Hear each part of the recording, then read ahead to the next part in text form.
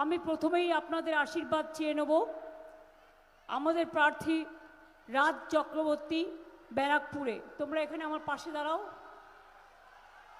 ওকে আপনারা সমর্থন করুন, আশীর্বাদ দিন, শুভকামনা দিন, দোয়া দিন।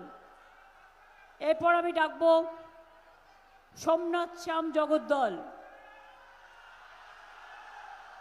হারাতেই হবে, রাজের পাশে দাঁড়াও।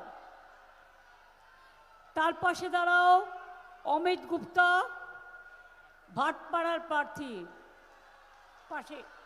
তার পাশে দাঁড়াও সনদ দে, নৈহাটির প্রার্থী। তারপরে দাঁড়াবে সুবোধ অধিকারী, বীজপুরের প্রার্থী।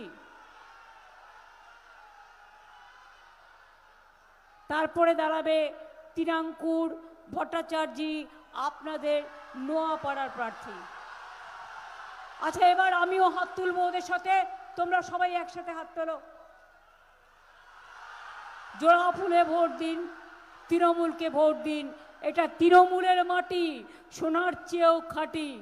গুন্ডার আমদানি নিশ্চয়ই করতে দেবেন না, এখানে বাংলা সংস্কৃতির আমদানি করতে দিন।